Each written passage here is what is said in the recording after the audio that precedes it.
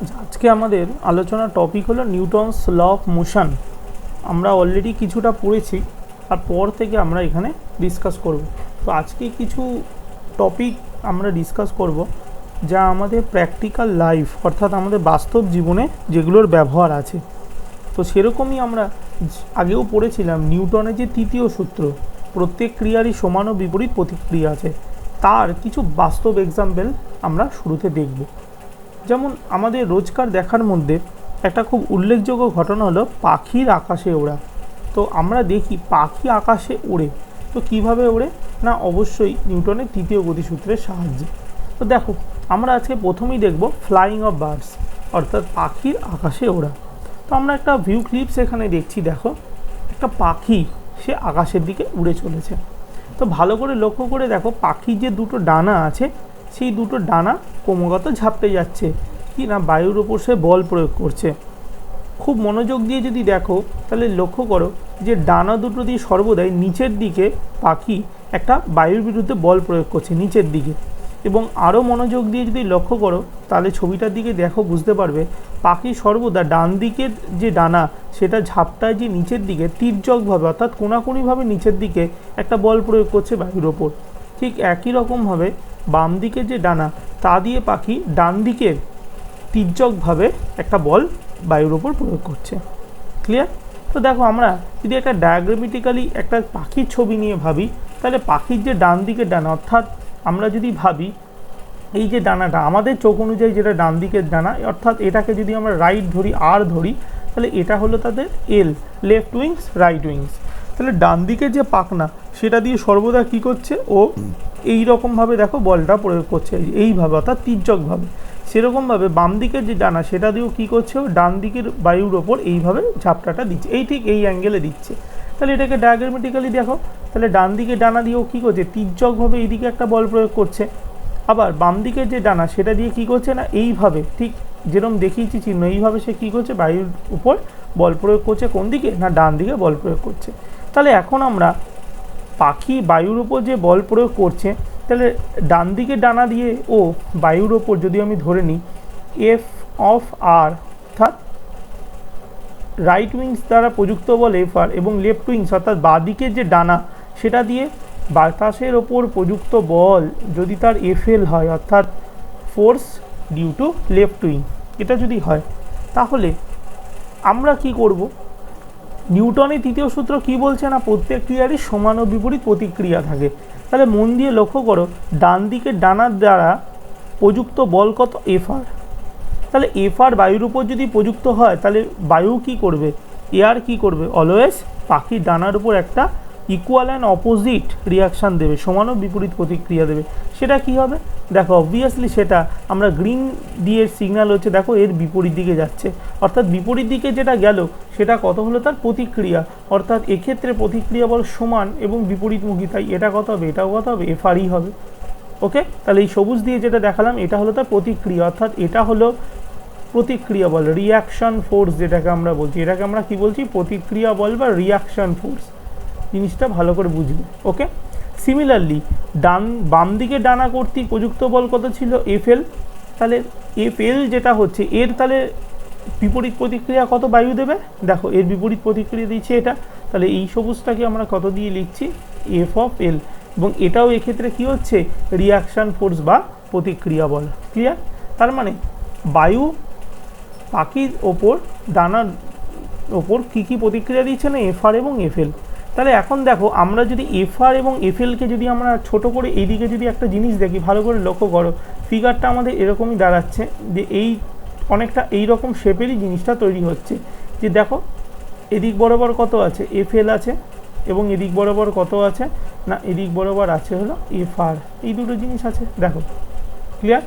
এখন আমরা ভেক্টরের সামান্তরিক সূত্র পড়েছিলাম, সেখানে দেখো যদি এটা কোনো একটা সেন্টার পয়েন্ট হয় এবং আমরা যদি এর সমান্তরাল করে এদিক বরাবর একটা বাহু যদি অঙ্কন করতাম, এবং এইটা সমান্তরাল করে যদি আমরা এটা বরাবর যদি একটা প্যারালাল বাহু যদি অঙ্কন করতাম, তাহলে সামান্তরিকের সূত্র অনুযায়ী যে এই যে দুটো ভেক্টর, এই ভেক্টর এবং এই ভেক্টর সামান্তরিকের যে কোনো শীর্ষবিন্দু সংলগ্ন দুটো বাহু, তাহলে এই দুটো ভেক্টরের লব্ধি সর্বদা কোথা দিয়ে যাবে না, এই যে কর্ণটা এদের যে মধ্যবর্তী যে কর্ণ, অর্থাৎ এই কর্ণটা দিয়ে এটা যাবে। ক্লিয়ার হচ্ছে? তাহলে এই যে কর্ণটার মধ্যবর্তী অংশ যেটা যাচ্ছে, এই যে এটা দিয়ে কি হবে, লব্ধিটা, অর্থাৎ এদের দুজনের লব্ধি কোথায় যাবে, এদের মাঝ বরাবর। তাহলে সিমিলারলি আমরা যদি এই ছবিটাকে চিন্তা করি, তাহলে এদের লব্ধি কোথা দিয়ে যাবে, দেখো রেড কালি দিয়ে করলাম, এর মাঝখানে, অর্থাৎ এটাকে আমরা যদি বলি এফ। ওকে, তাহলে এফটা কী হচ্ছে, লব্ধি। তাহলে দেখতে পাচ্ছ পাখি যখন বায়ুর বিরুদ্ধে ডানা ঝাপটা দেয়, পাখি সর্বদা সামনের দিকে এগিয়ে যায়। এবং এক্ষেত্রেও দেখো এফএল এবং এফআর এই যে দুটি প্রতিক্রিয়া বল, তাদের লব্ধি কোন দিকে আছে, সামনের দিকে। তাই দেখো পাখি ডানা মেলে সর্বদাই সামনের দিকে এগিয়ে যায়। ওকে, তাহলে এটা আমরা দেখলাম নিউটনের তৃতীয় সূত্রের একটা এক্সাম্পল। আশা করি এইটাতে বুঝতে তোমাদের কোনো প্রবলেম হয়নি। ওকে, আমাদের next topic, one of the most important topic on this chapter, how to frame an equation of motion of a body. আমরা গতিশীল বস্তু গতির সমীকরণ কিভাবে গঠন করব, এটা আমাদের হলো টপিক। এবং ফিজিক্স পড়তে গেলে এই টপিকটা সম্বন্ধে যদি কারোর ধারণা ক্লিয়ার না থাকে, সে কোনো দিনই নিউমেরিক্যাল অ্যানালাইসিস অর্থাৎ ফিজিক্সের অঙ্ক কোনো দিনই করতে পারবে না। কারণ আমরা যদি কোনোভাবে কোনো বস্তুর গতির সমীকরণ একবার বার করে ফেলতে পারি, তাহলে যে কোনো numerically related to mechanics, classical mechanics যে অংশটা আমরা পড়ছি, সেই অংশের রিলেটেড কোনো প্রবলেম আমাদের কোনো দিন আটকাবে না। তো আমাদেরকে সবসময় কী করতে হবে, যে কোনো বস্তুর গতির সমীকরণটা বার করতে হবে। তো প্রশ্নটা হলো, গতির সমীকরণ কিভাবে আমরা বার করব, তার কিছু টিপস আমি তোমাদের এখানে দেব। এই টিপসটা তোমরা খুব ভালো করে নোট করে রাখবে এবং মনে রাখবে, যাতে এর পরবর্তী জিনিসগুলোতে এটা খুব ইজিলি আমরা অ্যাপ্লাই করতে পারি। তো দেখো, ফার্স্টে আমরা এখানে কনসিডার করছি একটা বডি মানে যে কোনো একটা বস্তু। We have consider any body, যে কোনো একটা বডি কনসিডার করলাম। এখন আমি এখানে দু রকম জিনিস তোমাদের সাথে ডিসকাস করব। একটা বডি বা বস্তু, ধরো কোনো একটা টেবিলের ওপর রয়েছে, ধরো আমরা নিজেরাই একটা বস্তু, তাহলে যদি সেইটা থাকি, তাহলে এই বডিটার নিচের দিকে অর্থাৎ ডাউনওয়ার্ড দিকে সর্বদাই একটা কি করবে, ফোর্স কাজ করবে। এই নিচের দিকে কি কাজ করবে, একটা ফোর্স কাজ করবে, অবভিয়াসলি কাজ করবে। সেটা কি, হ্যাঁ তুমি বলতে পারো না এই বডিটার যে ওয়েট অর্থাৎ ওজন যেটা, সেটা সবসময় নিচের দিকে কাজ করবে। হ্যাঁ সত্যি তাই, নিচের দিকে সর্বদা বডির ওয়েটটাই কাজ করে। এখন প্রশ্নটা হলো, তাহলে নিউটনের তৃতীয় সূত্র বলছে আমরা যদি কোনো বস্তুর উপর ওজন দিই, অর্থাৎ পৃথিবী যে আমাদেরকে এই বলে যে টানছে, ওয়েট যেটা দিচ্ছি, তাহলে উল্টো দিকে কী থাকবে, তার সর্বদাই একটা প্রতিক্রিয়া বল থাকবে।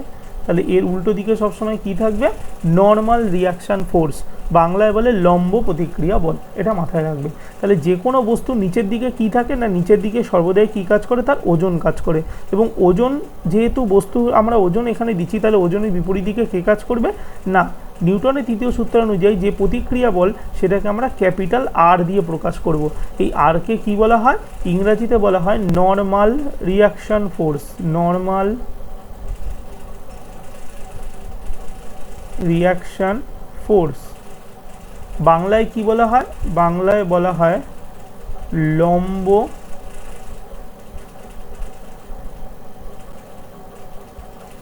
প্রতিক্রিয়া বল। ক্লিয়ার হয়েছে? তো এইটা ভেরি ভেরি ইম্পর্টেন্ট, তোমাদের মনে রাখতে হবে।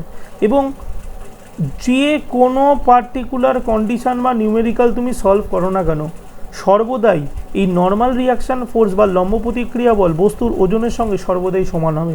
এবং এটা হতেই হবে কখন না, বস্তুটা যদি সাম্যাবস্থায় থাকে। তাহলে এখান থেকে আমাদের একটা পয়েন্ট উঠে আসছে যে বস্তু যখন সাম্যাবস্থায় থাকে, সাম্যাবস্থার ইংরেজি কথা কি, ইকুইলিব্রিয়াম। তাহলে আমরা লিখতে পারি অ্যাট ইকুইলিব্রিয়াম,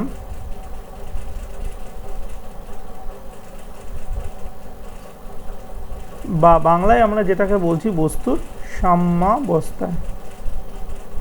তাহলে সাম্যাবস্থার ক্ষেত্রে কি ঘটনা ঘটে, তুমি মনে রাখবে সাম্যাবস্থার ক্ষেত্রে বস্তুর যে ওজন এবং লম্ব প্রতিক্রিয়া বলে, এরা সর্বদা কী হয়, ওয়েটের সঙ্গে ইকুয়াল হয়। এবং তোমরা নিশ্চয়ই জানো বস্তুর ওয়েট সর্বদা কত হয়, এম যদি বস্তুর ভর হয় তাহলে সর্বদা হবে এম ইন্টু জি। তার মানে আর ইজ ইকুয়াল টু ফর্মুলা কত হয়, এম ইন্টু জি। অর্থাৎ বস্তুর ওজন এবং বস্তুর ওপর ক্রিয়াশীল লম্ব প্রতিক্রিয়া বল সর্বদাই কী হয়, সমান হয়। ক্লিয়ার? তাহলে এটা আমরা দেখে নিলাম। এবং ভালো করে দেখো, এই যে যেটা পড়লাম সেটা কিন্তু বস্তুর উল্লম্ব দুটো ব্যালেন্স করলো, উল্লম্ব বল অর্থাৎ বস্তুর উপর ক্রিয়াশীল উল্লম্ব দিক বরাবর যে বল দুটো সমান। এখন এই বস্তুটা যদি সাম্যাবস্থায় থাকে, ধরো আমি এই বস্তুটাকে কথার কথা বললাম ডান দিকে কিছু পরিমাণ বল দিলাম, আমি একটা কনসেপচুয়ালি জিনিসটাকে বোঝাচ্ছি। ধরো আমি ডান দিক রাইটের দিকে আমি কিছুটা পরিমাণ ফোর্স দিলাম, ধরো না এইখানে ফোর্সটা আমি মনে করো এফ দিলাম, এফ অ্যামাউন্ট অফ ফোর্স আমি ডান দিকে অ্যাপ্লাই করলাম। তাহলে তোমার কমন সেন্স কী বলছে যে এই বস্তুটার ওপর যদি এফ ফোর্স আমি যদি অ্যাপ্লাই করি টুয়ার্ডস দ্য রাইট, তাহলে কী হবে, বস্তুটা চলতে শুরু করবে।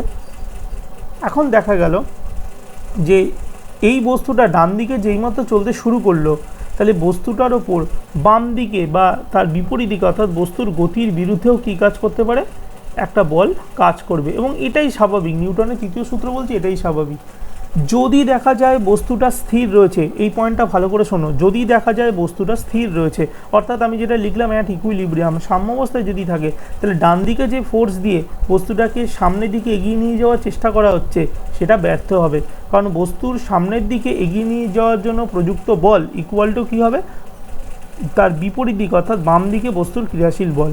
অর্থাৎ এই বলটাকে যদি আমরা এফ ড্যাশ ধরি, যে কোনো বল হতে পারে, আমি কোনো এক্সাম্পলে যাচ্ছি না, অনেক রকম বল হতে পারে ঘর্ষণ বল, তোমরা তো ঘর্ষণ বলের কথা জানো, বস্তুর গতি বিরুদ্ধে কাজ করে। দেখা গেল বস্তুর উপর ডান দিক বরাবর প্রযুক্ত বল যেটা এফ এবং বস্তুর গতির বিরুদ্ধে সর্বদা ঘর্ষণ বল কাজ করে, সেটা যদি এফ ড্যাশ হয়, তাহলে এই দুটো যদি ইকুয়াল হয় তাহলে কখনোই বস্তুটা সামনে এগোতে পারবে না। সেক্ষেত্রে আমাদের কি করতে হয় শুনে রাখো, বস্তুর সাম্যাবস্থার ক্ষেত্রে যেরকম উল্লম্ব বল অর্থাৎ এই যে জিনিসটা তোমরা করলে আর ইকুয়াল টু এমজি, এটা কোন দিক হয় ভালো করে বুঝে রাখবে, এটা হলো ভার্টিক্যাল ইকুইলিব্রিয়াম অর্থাৎ উল্লম্ব দিক বরাবর। এটা তোমরা সর্বদাই মনে রাখবে। এটাকে আমরা কি করলাম না, এটাকে আমরা করলাম উল্লম্ব, অর্থাৎ ইংরেজিতে যেটাকে আমরা বলবো ভার্টিক্যাল। ক্লিয়ার? আর যদি আমরা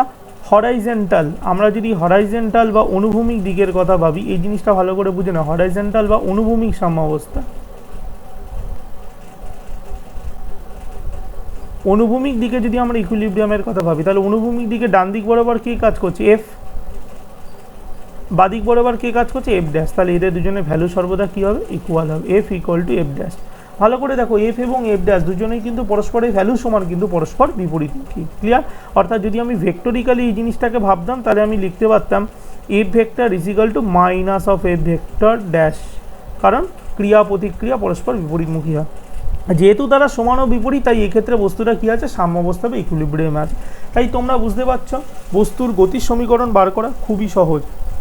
ম্যাক্সিমাম প্রবলেমের ক্ষেত্রে যদি আমরা হরাইজেন্টাল বা অনুভূমিক দিকের কোনো প্রবলেম করি, তাহলে মনে রাখবে নর্মাল রিয়াকশান আর এমজি দুটো পরস্পর সমান হয়, এটার কোনো দিনই কোনো পরিবর্তন হয় না, অর্থাৎ আর ইকুয়াল টু এমজি হবেই যদি হরাইজেন্টাল বা অনুভূমিক দিকের আমরা প্রবলেম সলভ করি।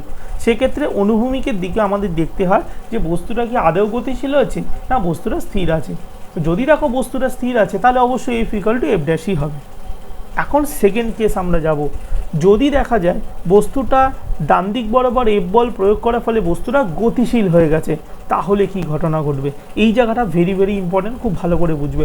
আমরা সেকেন্ড ফিগার একটা কনসিডার করছি, দেখো এটা একটা বডি, তাহলে অবভিয়াসলি বডিটা আঁকা মাত্রই তোমরা বলতে পারো যে অবশ্যই বস্তুটা হরাইজেন্টাল মোশন, মানে তাহলে বস্তুটার ওপর দিক এবং নিচ দিক বরাবর যে ফোর্স অর্থাৎ নিচ দিকে কে কাজ করবে, এমজি, এটা তো আমরা জানি, যেটাকে আমরা ওয়েট বলছি ডাব্লু কাজ করবে, এবং ওপরের দিক বরাবর কী বল কাজ করবে, ওপর দিকের বরাবর এমজির উল্টো দিকে কাজ করবে নর্মাল রিয়াকশান ফোর্স। আর এবং ম্যান্ডেটারি কি না আর ইকুয়াল টু এমজি হবে, এটা হবেই, কারণ বস্তুটার আমরা উল্লম্ব দিকে সাম্যাবস্থায় রয়েছে, এটা হবেই।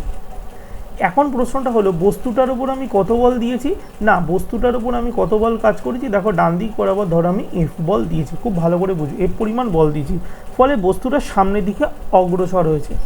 তাহলে বস্তুটা চিন্তা করতে হবে বস্তুটার প্রাথমিক অবস্থান কী ছিল, তাহলে বস্তুটা তো প্রথমে স্থিরই ছিল, তার মানে বস্তুর প্রাথমিক বেগ ছিল 0। এখন এফ বল বস্তুর উপর প্রযুক্ত হওয়ার ফলে বস্তুটা ডান দিকে এগোচ্ছে, তার মানে শূন্য বেগ থেকে শুরু করে কিছু একটা বেগ অর্জন করেছে, অর্থাৎ এক্ষেত্রে আমরা বলতে পারি বস্তুটা ত্বরণ নিয়ে চলছে। ক্লিয়ার? আবারও বলছি বস্তুটা সাম্যাবস্থা থেকে স্টার্ট করেছে, অর্থাৎ বস্তুটা শুরুতে স্থির ছিল, তাই প্রাথমিক বেগ কত ছিল তার 0।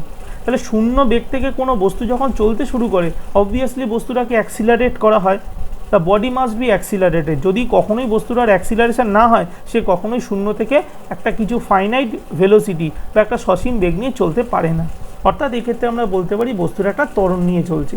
কত ত্বরণ আমরা ধরে নিই না, বস্তুটা ডান দিক বরাবর এ পরিমাণ ত্বরণ নিয়ে চলছে, স্মল এ দিয়ে আমরা ত্বরণকে লিখি, তাহলে আমরা বলতে পারি বস্তুটা এ ত্বরণ নিয়ে এই ডান দিক বরাবর এগোচ্ছে।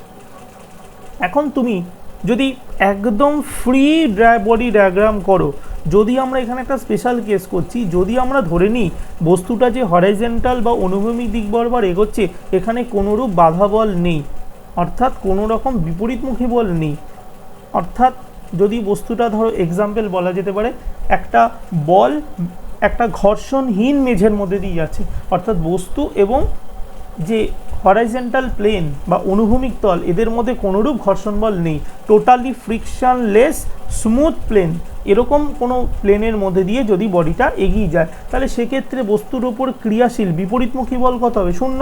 অর্থাৎ বস্তুর যে লেফট হ্যান্ড সাইড, এই যে এই দিক বরাবর, এই লেফট হ্যান্ড সাইড বরাবর কোনো রকম বল কাজ করবে না, তাহলে এদিকে কী হবে? জিরো ফোর্স হবে। তাহলে অনলি ডান দিকে এফ বল দিয়েছে, বস্তুটা আলফা ত্বরণ নিয়ে এগোচ্ছে, তাহলে সেক্ষেত্রে বস্তুর কি সমীকরণ হবে? তাহলে আমরা এখানে লিখছি কি, যদি বস্তুটা স্মুথ প্লেনে যায়, দেখো আমি এখানে মেনশন করছি স্মুথ প্লেন। স্মুথ প্লেন মানে কি? বাংলায় বলা হয় যাকে মসৃণ তল। তাহলে মসৃণ তল বরাবর যখন বস্তুটা যাচ্ছে, তাহলে সেক্ষেত্রে বস্তুর বিরুদ্ধে কোনো বল কাজ করে না, শুধুমাত্র তাহলে ডান দিক বরাবর অ্যাপ্লাইড ফোর্স কত? এফ। তাহলে এফ ইজিক্যাল টু, আমরা তো ফর্মুলা জানি, বস্তুর উপর ক্রিয়াশীল বল ইজিক্যাল টু বস্তুর ভর, তাহলে বস্তুর ভর আমরা কত জানি? এম, গুণ কত হয়? বস্তুর ত্বরণ, আমরা বলেছি এ ত্বরণ নিয়ে যাচ্ছে, তাহলে সেটা হয় এম ইন্টু এ। একদম স্ট্রেট ফরওয়ার্ড সমীকরণ, এটা নিউটনসের সেকেন্ড ল থেকে আমরা পাই। ক্লিয়ার? তাহলে এক্ষেত্রে কী কেস করলাম আমরা, দেখো ভালো করে বুঝে নাও, এটা স্মুথ প্লেন বা মসৃণ তল যেখানে কোনো রকম বিরুদ্ধ বল নেই। আমি আবার বলছি, কোনো রকম বিরুদ্ধ বল নেই। এবং এক্ষেত্রে আমি এটুকুও যদি তোমাদের সুবিধার্থে আমি লিখে দিতে পারি যে এক্ষেত্রে রেজিস্টিং ফোর্স বা যেটা বিরুদ্ধ বল সেটা সর্বদা কথা হচ্ছে শূন্য, এটা মাথায় থাকে না। এবার কেস নাম্বার 2, যেটা আমাদের মোস্ট প্র্যাকটিক্যাল প্রবলেম, যেটা হলো স্মুথ প্লেন যদি না হয়, অর্থাৎ যদি অমসৃণ তল হয়। দেখো যদি আমাদের কী তল হয়? অমসৃণ তল হয়, যেটাকে আমরা কি বলি? Rough plane. আমরা প্র্যাকটিক্যালি যেটা প্লেনটা ফেস করি, রাফ প্লেন, আমরা প্র্যাকটিক্যালি আমাদের রোজকার লাইফে কি মসৃণ তল হয়? না, অমসৃণ তল। যদি অমসৃণ তল হয়, তাহলে এখন এই যে বস্তুটা ডায়াগ্রাম তুমি এঁকেছো, কেসটা তো সেম একই, শূন্য বেগ থেকে স্টার্ট করে এ পরিমাণ বল ডান দিকে দেওয়াতে বস্তুটা আলফা ত্বরণে এগোচ্ছে। কিন্তু এক্ষেত্রে আমাদের কি বলবো, যেহেতু সে রাফ প্লেনের মধ্যে দিয়ে যাচ্ছে, তাহলে এইবার তো আমরা বলবো যে বস্তুর ওপর ক্রিয়াশীল যে বিরুদ্ধ বল সেটা তো কখনোই শূন্য হতে পারে না। তাহলে আমরা ধরে নিতে পারি বস্তুর গতি, বস্তুটা যদি ডান দিক বরাবর বস্তুটা যদি এগিয়ে যায়, তাহলে বস্তুর গতির বিরুদ্ধে বাম দিক বরাবর একটা ঘর্ষণ বল কাজ করবে। ধরে নাও এই ঘর্ষণ বলকে আমরা যে কোনো কিছু, ধরো আমরা এফ অফ আর ধরে নিলাম, এফ আর, এটাকে আমরা ধরে নিলাম, ধরো এক্সাম্পল হিসাবে ধরে নিলাম এটাকে ঘর্ষণ, মানে হলো ফ্রিকশন, এটাকে ধরে নিলাম আমরা ফ্রিকশন, বাংলায় কি বলছি আমরা? ঘর্ষণ বল, যেটাকে আমরা বলছি ঘর্ষণ বল। তাহলে এ কি করছে না, বস্তুর ওপর প্রযুক্ত বল যে এফ আছে এর বিরুদ্ধে কাজ করছে কে? ঘর্ষণ বল। এখন তুমি একটা জিনিস দেখো, ঘর্ষণ বল কি এফ বলকে অর্থাৎ বস্তুকে থামাতে পেরেছে? বস্তুটা কিন্তু থামেনি, বস্তুটা কি আছে? সামনের দিকে এগিয়ে চলছে। অর্থাৎ তুমি যদি একটা কম্পারেটিভ স্টাডি, আমি যদি একটা টেবিল ফর্মে যদি এখানে একটা কম্পারেটিভ স্টাডি তোমাকে বলি, ভালো করে দেখো, যদি আমি একটা কম্পারেটিভ স্টাডি করি, তাহলে এফ আর এটা হলো এফ আর, আর এটা এফ আর যদি আমরা এখানে করি এফ আর এ, দেখো ধরো বস্তুর ওপর প্রযুক্ত বল মনে করো 10 নিউটন, 10 নিউটন ফোর্স মনে করো বস্তুর ওপর দিলাম। সেকেন্ড,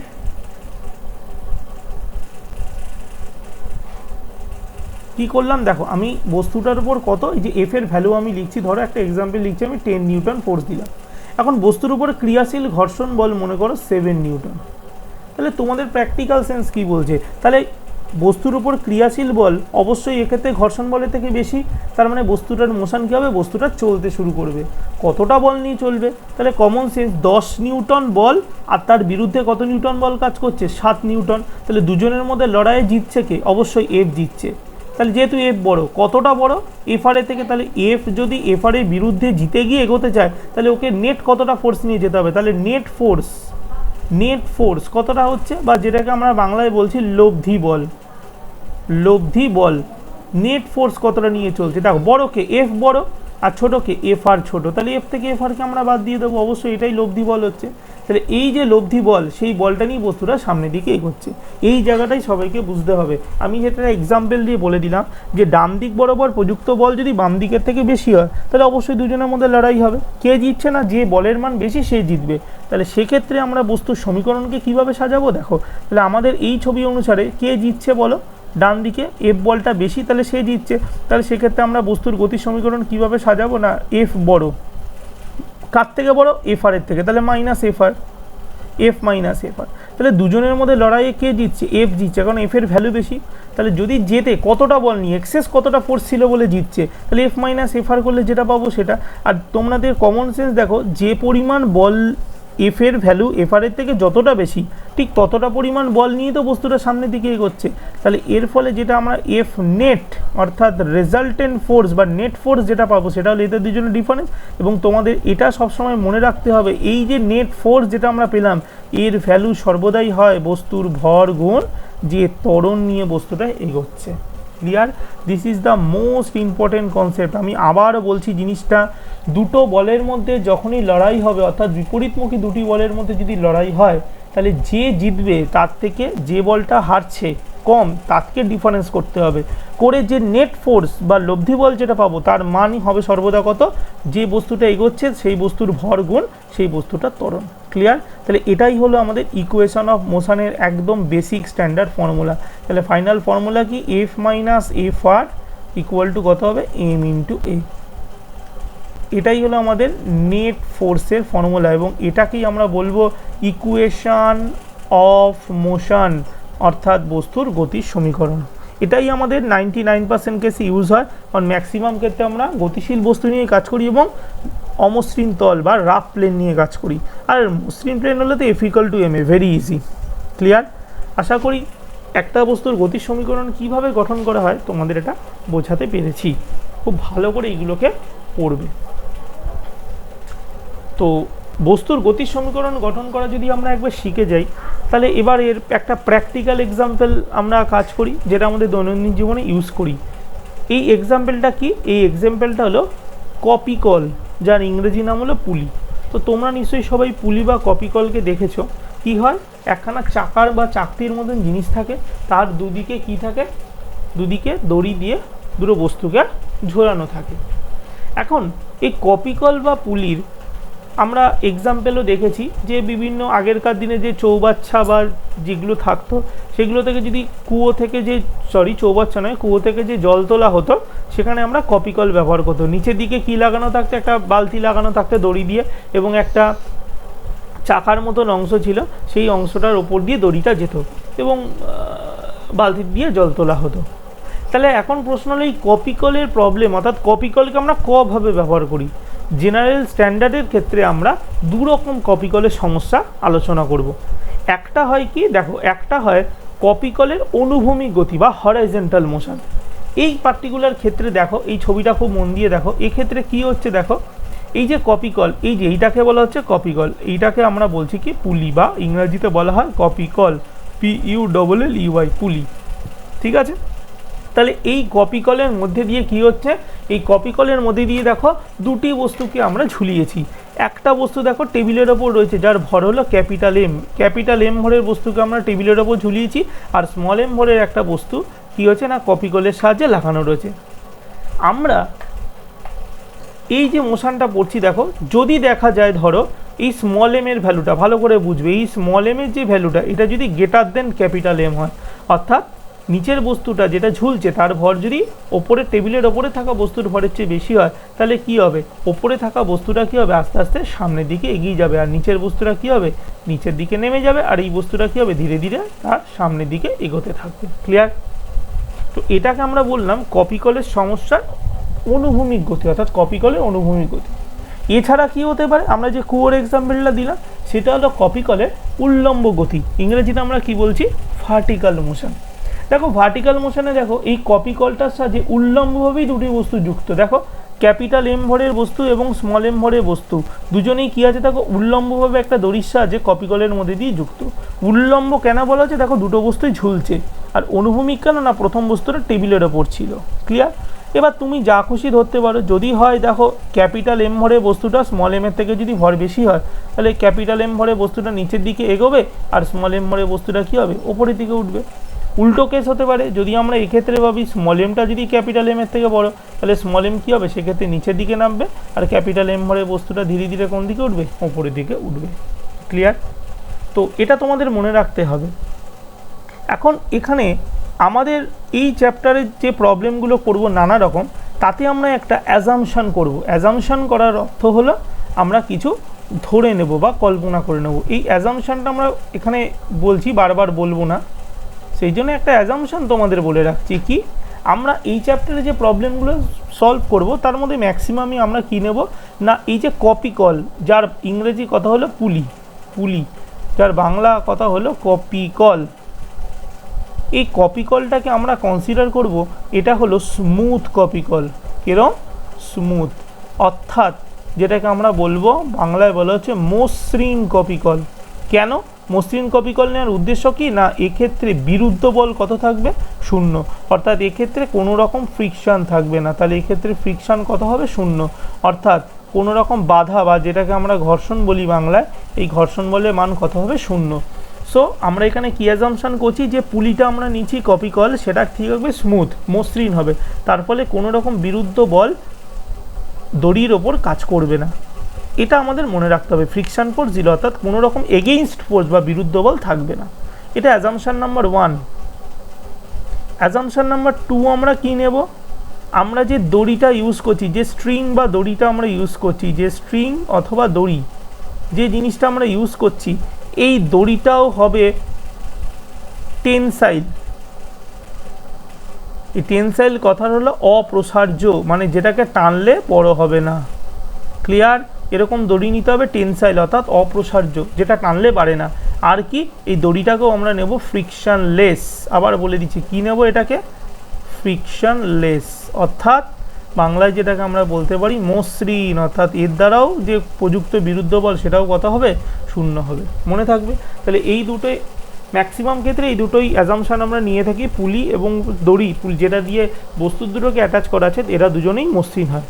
আর একটা অ্যাজাম্পশনও আমরা এখানে কনসিডার করি, যে টেবিলের ওপর, কারণ এটা শুধুমাত্র হরাইজন্টাল প্রবলেমের ক্ষেত্রেই প্রযোজ্য, সেই অ্যাজাম্পশনটা, এটাকে আমরা অ্যাজাম্পশন নাম্বার 3 হিসাবে বলতে পারি কি না, যে টেবিলটাকে নিয়ে আমরা কাজ করছি, যে টেবিলের ওপর বস্তুটা রাখা হয়েছে, এই টেবিলটা হবে মসৃণ। তাহলে কি নিচ্ছি আমরা? Smooth table. তাহলে 3 নম্বর কি এক্সাম্পল আমরা নিচ্ছি? স্মুথ টেবিল, যেটাকে আমরা বলছি মসৃণ টেবিল, অর্থাৎ যে তলটার ওপর আমরা নিচ্ছি সেটাও কি হচ্ছে? মসৃণ হচ্ছে। ক্লিয়ার? তো এই 3টে অ্যাজাম্পশনকে আমরা কনসিডার করে আমরা এবার ইন ডিটেল একটা কপি কলের হরাইজন্টাল মোশন অর্থাৎ অনুভূমিক গতি এবং যে কপি কল বা পুলির ভার্টিক্যাল মোশন অর্থাৎ উল্লম্ব গতি নিয়ে ডিটেলে একটু আলোচনা করব। তো ফার্স্ট আমাদের যে টপিকটা আমরা এখন দেখব সেটা হলো কপি কলের অনুভূমিক গতি, হরাইজন্টাল মোশন অফ পুলি। তোমরা নিশ্চয়ই ছবিতে দেখতে পাচ্ছ, আমি যে জিনিসটা করেছি তোমরা ছবিতে দেখতে পাচ্ছ এই ছবিটা। এখন প্রশ্নটা হলো এই ছবিটা আঁকার উদ্দেশ্যটা কী? একটু ভালো করে একটা জিনিস লক্ষ্য করো, আমরা সর্বদাই চেষ্টা করব যে কোনো মেকানিক্সের প্রবলেম সলভ করতে গতির সমীকরণ বা ইকুয়েশন অফ মোশন বার করতে, তোমাদের আগেও বলেছি। এখন কিভাবে করব? ফার্স্ট অফ অল যেটা আমরা করব সেটা হলো একটা টিপস তোমাদের আমি দিচ্ছি, এই টিপসটা তোমরা মাথায় রাখবে। এই টিপসটা কখনোই ভুললে এই প্রবলেম কোনোদিন পুলির প্রবলেম সলভ করতেই পারবে না। কি, এই টিপসটা আমি এখানে লিখে দিচ্ছি, খুব মন দিয়ে ভালো করে শোনো। এই টিপসটা কাজে লাগালে তুমি যে কোনো পুলির প্রবলেম চুটকিসে সলভ করতে পারবে। কি, দেখো এই দুটো ভরের মধ্যে ফার্স্ট আমি কনসিডার কি করছি, দেখো যে স্মল এম ভর যেটা আছে সেটা বেশি। তাহলে স্মল এম ভরটা যদি বেশি হয় তাহলে কি ঘটনা ঘটবে না, স্মল এম ভরটা যদি বেশি হয় তাহলে এই এম ভরের বস্তুটা তাহলে কি হবে? নিচের দিকে অগ্রসর হবে, এটা নিচের দিকে আসবে, তাহলে এ সর্বদা নিচের দিকে আসবে। প্রশ্নটা হলো এ কেন এম ভরের স্মল এম ভরটা নিচের দিকে আসবে কেন? তারপরে নিশ্চয়ই এর ওজন বেশি, তাহলে নিচের দিক বরাবর এই বডিটার নিচের দিক বরাবর কতটা ওজন কাজ করবে? অবভিয়াসলি এই বস্তুর ভর কত? এম, এবং এর ইন্টু জি। ক্লিয়ার হয়েছে কথাটা কি বললাম? তাহলে আমরা এখানে একটা জিনিস তোমাদেরকে বলে দিলাম, এই জিনিসটা ভালো করে বুঝবে যে নিচের দিকে কতটা বল কাজ করছে না, এম ইন্টু জি পরিমাণ বল নিচের দিকে কাজ করছে। কার? না স্মল এম ভরের বস্তু। Very good.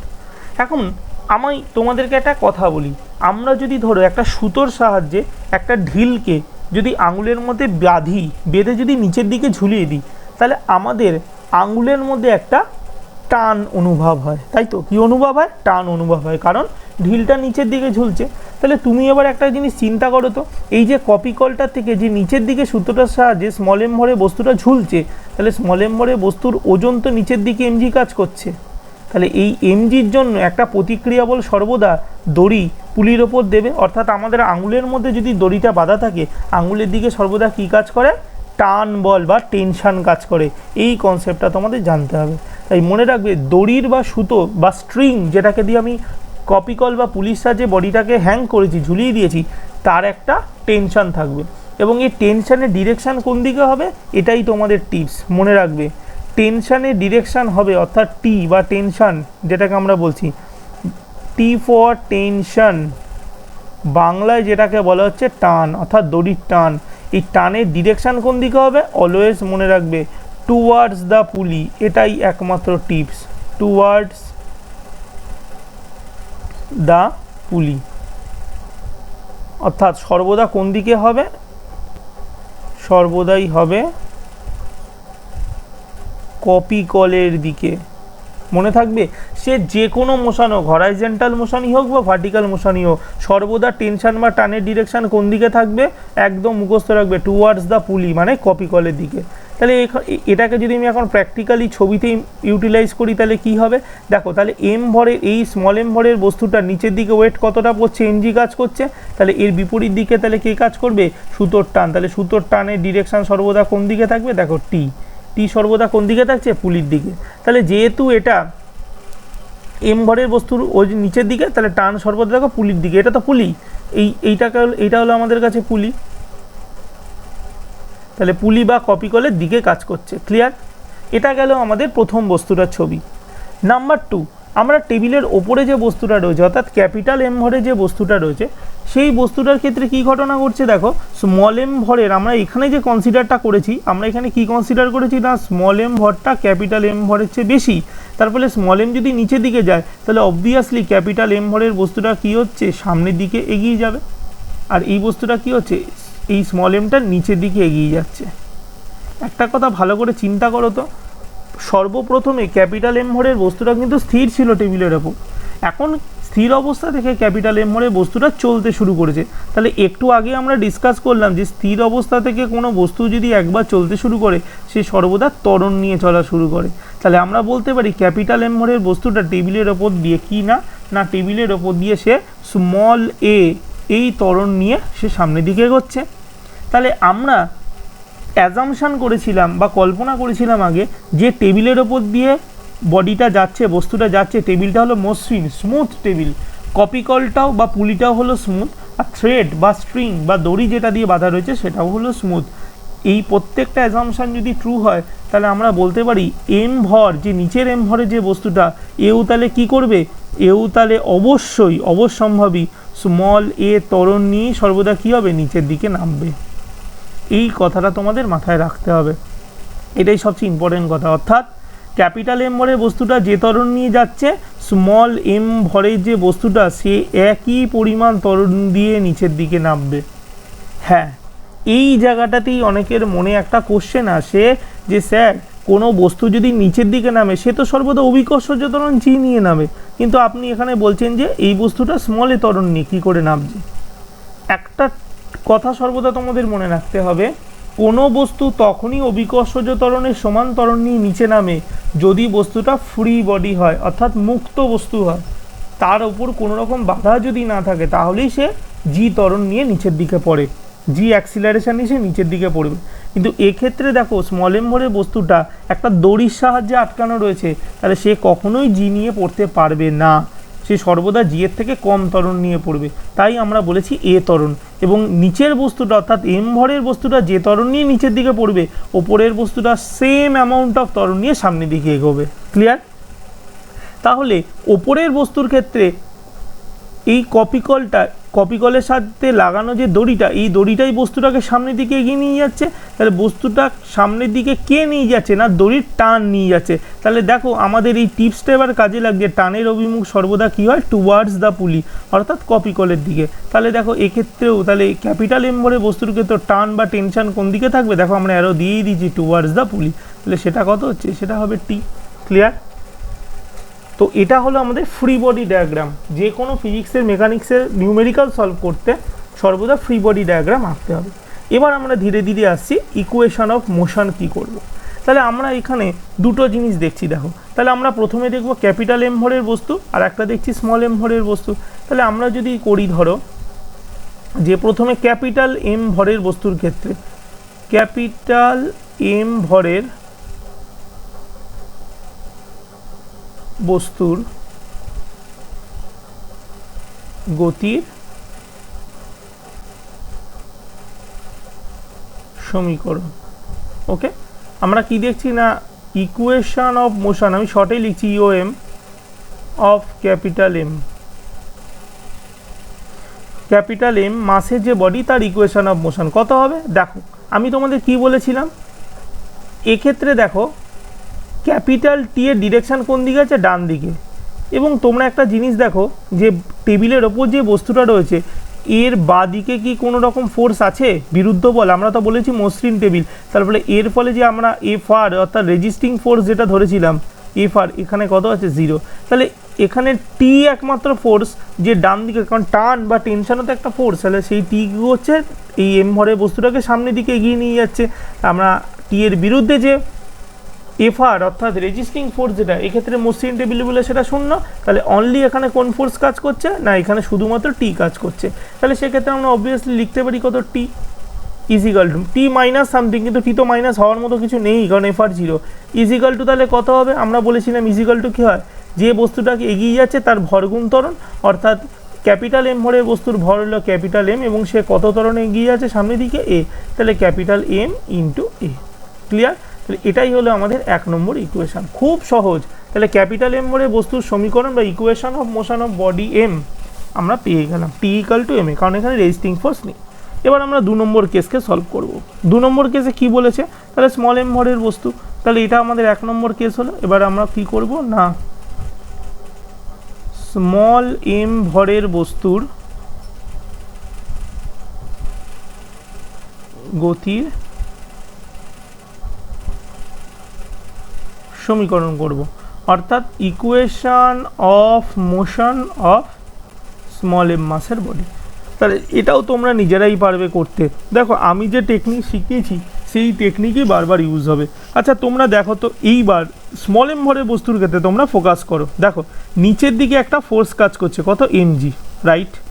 এমজির এগেনস্টে কত ফোর্স কাজ করছে, দেখো টি ফোর্স কাজ করছে, মানে টেনশন অফ দ্য ওয়্যার বা টেনশন অফ দ্য থ্রেড, দড়ির টান কাজ করছে। তাহলে দুজনেই বলতে, তার মানে এখানে এমজি এবং টি এদের মধ্যে লড়াই হচ্ছে।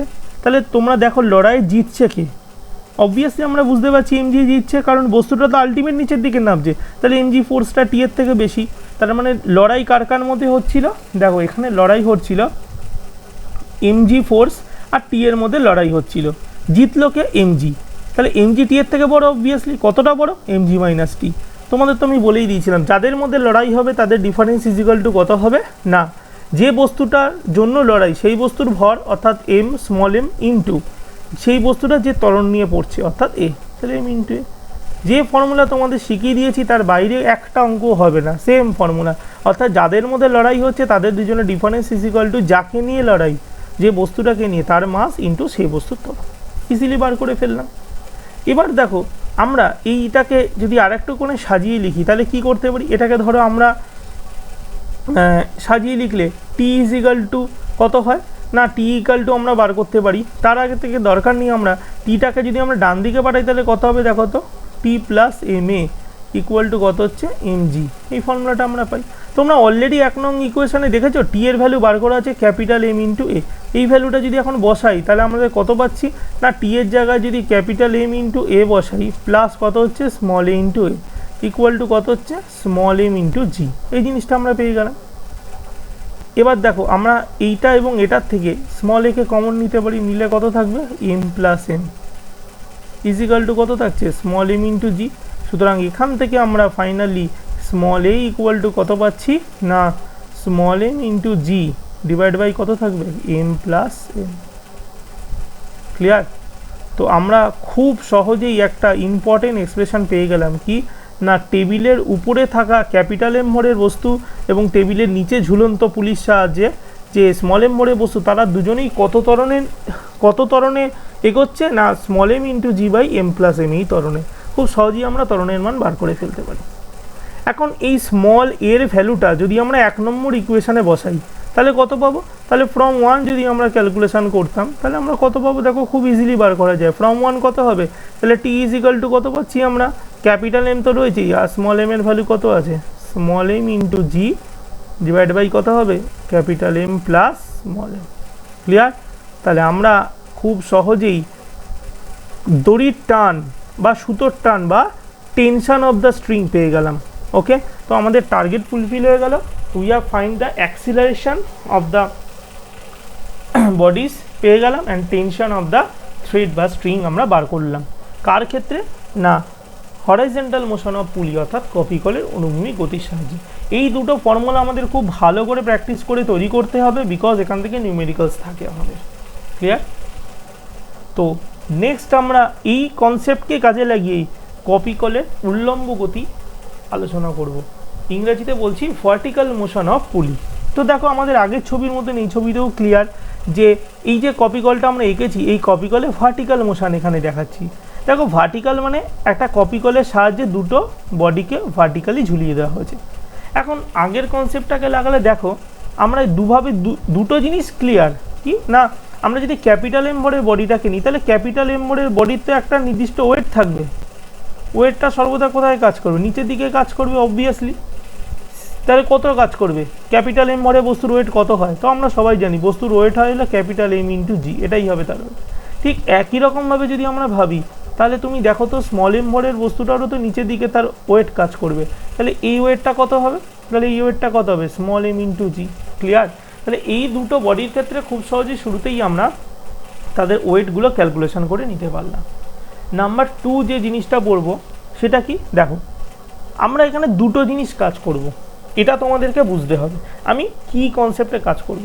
যদি তোমরা ধরে নাও যে আমরা ক্যাপিটাল এম ভরের বস্তুর ওজন বেশি অর্থাৎ ভর বেশি, তাহলে ক্যাপিটাল এম গ্রেটার দেন যদি স্মল এম হয় তাহলে অবভিয়াসলি এখানে কি বলতে পারবো? তাহলে ক্যাপিটাল এম এর মাস যদি বেশি হয় তাহলে ক্যাপিটাল এম ভরের বস্তুটা কী হবে? ধীরে ধীরে নিচের দিকে নামবে, আর এই টানে কী হবে? স্মল এম ভরের বস্তুটা ওপরের দিকে উঠবে। এটা কিন্তু রিলেটিভ ব্যাপার, এটা তোমাদেরকেই বুঝতে হবে। তুমি যদি small M greater than capital M ধরতে তাহলে কী হতো? স্মল এমটা নিচের দিকে হতো, ক্যাপিটাল এম ওপরের দিকে। তো আমরা এখানে কনসিডার করেছি কি না ক্যাপিটাল এমটা is greater than small M, অর্থাৎ ক্যাপিটাল এম ভরের বস্তুটা স্মল এম ভরের বস্তুর চেয়ে বেশি। So mass of the capital M body is greater than mass of the small M body. তাহলে কি হচ্ছে দেখো, এবার একটা মজার জিনিস দেখো, তাহলে কি দুটো বডি দেখো দড়ি বা স্ট্রিং দিয়ে কপিকল থেকে ঝোলানো রয়েছে। Both the bodies are hang with the thread or string through the পুলি। তাহলে তোমাদের কাছে শিখিয়েছি কোনো বস্তু যদি নিচের দিকে হ্যাঙ্গিং হয় কোনো দড়ি দিয়ে, তাহলে আমাদের আঙুল থেকে কোনো বডিকে যদি আমরা সুতো দিয়ে ঝোলাই আঙুলের দিকে একটা টান লাগে। তাহলে স্মল এম ভরের বস্তুর ক্ষেত্রেও এই যে থ্রেডটা দিয়ে আমি ঝুলিয়েছি, এই যে স্ট্রিং দিয়ে ঝুলিয়েছি, তাহলে টুয়ার্ডস দ্য পুলি একটা টেনশন থাকবে। কারণ আমি তো তোমাদের টিপস বলেই দিয়েছিলাম টেনশন অলওয়েজ কোন দিকে থাকবে পুলির প্রবলেমে? টুয়ার্ডস দ্য পুলি। তাহলে স্মল এম ভরের বস্তুর ক্ষেত্রে টি কোন দিকে থাকবে? টুয়ার্ডস দ্য পুলি। ঠিক একই রকমভাবে ক্যাপিটাল এম ভরের বস্তুর ক্ষেত্রেও টেনশন কোন দিকে থাকবে? টি টুয়ার্ডস দ্য পুলি থাকবে। ক্লিয়ার? তো এটা একদম ব্রহ্মাস্ত্র, এটা তোমাকে মনে রাখতে হবে যে টেনশনের ডিরেকশন অলওয়েজ থাকবে টুয়ার্ডস দ্য পুলি। তো আমরা এখানে সেটাই করেছি, জাস্ট একটা জিনিস ডিফাইন করা বাকি আছে। দেখো দুটো বডি তোমরা স্ট্রাকচার দেখো, ক্যাপিটাল এম ভরে বডিকেও দেখো, স্মল এম ভরে বডিকেও দেখো, দুজনের ক্ষেত্রে টিআরএমজি ডিফাইন হয়ে গেছে, একটাই হয়নি। সেটা কি না, ক্যাপিটাল এম যদি নিচের দিকে নামে তাহলে সে একটা ত্বরণ নিয়ে নামবে। কত? অবভিয়াসলি সে জি নিয়ে নামবে না, অবভিয়াসলি সে জি অ্যাক্সিলারেশন নিয়ে ডাউনওয়ার্ডস নামবে না, বিকজ একটা টেনশন কাজ করছে। তাহলে আমরা যদি ধরে নিই ক্যাপিটাল এম মাসের বডিটা স্মল এ ত্বরণ বা স্মল এ অ্যাক্সিলারেশন নিয়ে নিচের দিকে নামছে, তাহলে অবভিয়াসলি আমরা বলতে পারি যেহেতু ফ্রিকশনলেস পুলি তাই স্মল এম ভরের বডিটাও স্মল এ অ্যাক্সিলারেশন নিয়ে ওপরের দিকে উঠবে। এই পয়েন্টটা নোট করবে, আমরা ফ্রিকশনলেস পুলি ধরেছি তাই কি ক্যাপিটাল এম ভরের বডিটা যে অ্যাক্সিলারেশন বা যে ত্বরণ নিয়ে নিচের দিকে নামছে, স্মল এম ভরের বস্তুটাও ঠিক একই অ্যাক্সিলারেশন একই ত্বরণ নিয়ে ওপরের দিকে উঠবে। ব্যাস আমাদের ফ্রি বডি ডায়াগ্রাম হয়ে গেল। সো ফাইনালি আমরা দুটো ইকুয়েশন অফ মোশন এবার ঝটপট করে লিখে ফেলব। ওকে, তো আমরা এবার প্রথমে অবশ্যই লিখব যে ক্যাপিটাল এম ভরের বস্তু, ক্যাপিটাল এম ভরের বস্তুর গতির সমীকরণ।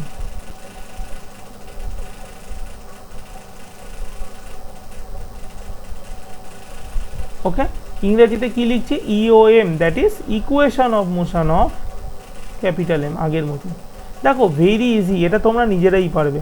আমি কি বলেছিলাম দেখো, ক্যাপিটাল এম এর ক্ষেত্রে এম জি এবং টি এদের দুজনের মধ্যে লড়াই হচ্ছে। তো তুমি অবভিয়াসলি বুঝতে পারছো এখানে এম জির ভ্যালুই বেশি, কারণ ক্যাপিটাল এমটা নিচের দিকে নামছে। তাহলে এম জি এবং টি এর মধ্যে লড়াই কে জিতছে, না এম জি জিতছে। অবভিয়াসলি এম জি জিতছে। কার সাথে লড়াই জিতছে, না টি এর সাথে লড়াই। তাহলে এম জি টি এর থেকে কতটা বড়, তাহলে এম জি মাইনাস টি। আমি তো শিখেছিলাম যে জিতছে যে ফোর্সটা মাইনাস যে ফোর্স আছে ইকুয়াল টু যার জন্য লড়াই, কোন বডির জন্য লড়াই, ক্যাপিটাল এম মাস, তাহলে ক্যাপিটাল এম ইন্টু কতটা অ্যাক্সিলারেশন নিয়ে নামছে ইন্টু এ। তো আমাদের ফার্স্ট ইকুয়েশনটা complete. Clear, very easy, just সেই কনসেপ্টটা কাজে লাগাও। সিমিলারলি আমরা এবার করব কি না, এটা আমরা প্রথম বস্তুর ক্ষেত্রে, এবার আমরা কি করছি স্মল এম ভরের বস্তুর ক্ষেত্রে। তাহলে স্মল এম ভরের বস্তুর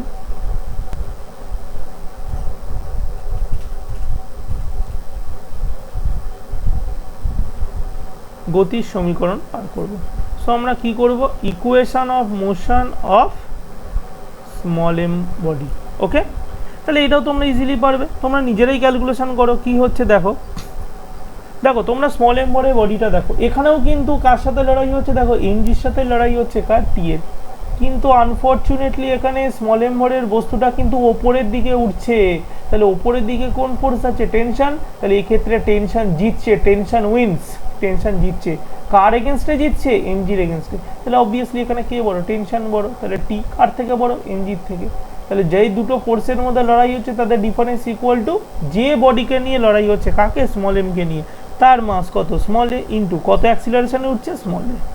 ক্লিয়ার? তো দুটো দেখো ইকুয়েশন অফ মোশন আমরা ভেরি ইজি পেয়ে গেলাম। এখন তোমাদের কাছে চুটকির কাজ এই দুটোকে সলভ করে A, that is acceleration of the bodies, and tension of the string or wire, তারের টান কত বার করতে। তাহলে আমরা কিভাবে সলভ করব, খুব ট্যাকটিক্যালি দেখলে একটা জিনিস দেখা যায়, আমরা যদি খুব ইজিলি 1 নম্বর ইকুয়েশন আর 2 নম্বরের যে আমাদের ইকুয়েশন আছে এদেরকে যদি আমরা অ্যাড করে দিই তাহলে কী হবে দেখো। তাহলে এদেরকে অ্যাড করলে কত হচ্ছে দেখো, M G minus T equal to কত হচ্ছে, এম এ। আর এদিকে কত হচ্ছে দেখো, T minus M G equal to কত হচ্ছে, স্মল এম ইন্টু এ। দেখো এই দুটোকে যদি আমরা অ্যাড করে দিই তাহলে এই মাইনাস টি আর প্লাস টি কেটে যাবে, আর অ্যাড করলে দেখো কত থাকবে না, M G minus small M G equal to কত থাকবে, M of capital A plus small A. দেখো লেফট হ্যান্ড সাইড থেকে জিটা কমন যায়, তাহলে জিটা কমন গেলে তো থাকবে capital M minus small M into G. Right hand সাইডে স্মল এ কমন গেলে কত থাকবে, capital M plus small M, এটাই থাকবে। তো এখান থেকে ইজিলি আমরা এর ভ্যালু বার করতে পারি। So A is equal to কত হবে না, capital M minus small M by capital M plus small M, এই পুরো পার্টটা ইন্টু কত হবে, জি। ওকে, সো আমরা ভেরি ইজিলি ফাইন্ড আউট করে ফেললাম অ্যাক্সিলারেশন অফ দ্য বডিস, অর্থাৎ দুটো বডির যে অ্যাক্সিলারেশন বা ত্বরণ আমরা বার করে ফেললাম। এবার এই এর ভ্যালুটা আমরা যে কোনো একটা ইকুয়েশনে পুট করলেই আমরা টেনশনের ভ্যালু পাই। তো আমরা যদি 2 নম্বর ইকুয়েশনে পুট করি তাহলে আমরা লিখতেই পারি ফ্রম টু, আমরা এই পার্টটাকে যদি ক্যালকুলেশন করি আলাদা করে তাহলে কি লিখবো দেখো, ফ্রম টু। তাহলে আমরা 2 নম্বরে বসালে কত হচ্ছে দেখো, T minus M into G equal to small M into কত আছে, এ। তাহলে এর ভ্যালু আমরা এটা পেয়েছি। তাহলে আমরা আগে থেকে বসাবো না, আমরা কি করছি, এটাকে এমই রাখছি। আমরা এমজিটাকে ডান দিকে নিয়ে যাই, নিয়ে গেলে কত থাকবে দেখো তো। তাহলে এমজিটাকে ডান দিকে নিয়ে গেলে থাকছে দেখো M A plus M G, পড়ছি ক্যালকুলেশনের সুবিধার জন্য। তাহলে টি ইজ ইকাল টু দেখো দুটো থেকেই স্মল এম কমন যাচ্ছে, পড়ে থাকবে কত, এ প্লাস জি, এটা পড়ে থাকছে। এবার যদি ভ্যালু বসাই কত পড়ে থাকবে দেখো, স্মল এম ইন্টু এর ভ্যালু কত আছে, এর ভ্যালু আছে M minus M by M plus M. Okay, into এটা আছে, ইন্টু কত আছে, ইন্টু জি, আর এখানে কত আছে, প্লাস জি। তাহলে এর সাথে কত হবে, একটা প্লাস জি অ্যাড হবে, মানে এখানে দেখো জি আছে এর ভ্যালু। তাহলে এবার দেখো এইটা এবং এটা, এদের দুজনের মধ্যে থেকে স্মল জি কমন যাচ্ছে, তাহলে স্মল জিকে আমরা কমন নিলে কত থাকছে দেখো তো, টি ইকাল টু কত পড়ে থাকছে, স্মল এম তো থাকছেই, এবং এর থেকে জি কমন নিলাম, এই দুটো থেকে জি কমন নিলাম, জি কমন নিলে ভেতরে কতটা পড়ে থাকবে, ভেতরে পড়ে থাকছে দেখো M minus M by M plus M plus one, এটাই অবভিয়াসলি পড়ে থাকবে। তো ফাইনালি যদি আমরা সলভ করি তাহলে ঠিক কত পাচ্ছি, দেখো তুমি যদি ভেতরটাকে সলভ করো তাহলে দেখো ভেতরটা 1 ইন্টু এম প্লাস এম যদি করি স্মল এম কেটে যাবে, তো ওপরে পড়ে থাকবে হলো 2 অফ ক্যাপিটাল এম, তাহলে ফাইনালি করলে কত হবে 2 ক্যাপিটাল এম থাকবে, স্মল এম থাকবে, ডিভাইড বাই কত থাকবে, ডিভাইড বাই থাকবে দেখো এম প্লাস এম, অবভিয়াসলি এটা থাকবে, ইন্টু কত হবে, ইন্টু হবে হলো জি। ক্লিয়ার? তো আমরা টেনশানের ফর্মুলাটা এখান থেকে ডিরাইভ করে ফেললাম। কত হলো তাহলে টেনশন অফ দ্য বডি আমরা কত পেলাম,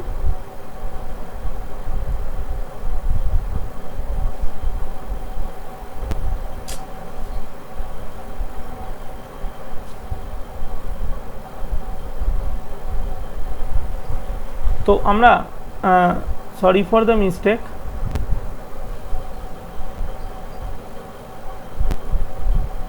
তো আমরা ফাইনালি সলভ করে কত পেলাম দেখো, তো ফাইনালি আমরা যখন সলভ করলাম তাহলে আমরা এর যে ভ্যালুটা সেটা পেয়েছিলাম যে টি ইকাল টু কত পেলাম না, টি ইকাল টু পেলাম 2 capital M small M into G divide by কত ছিল M plus M.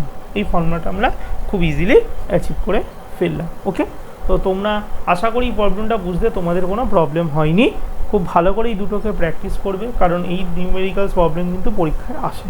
Clear? Thank you.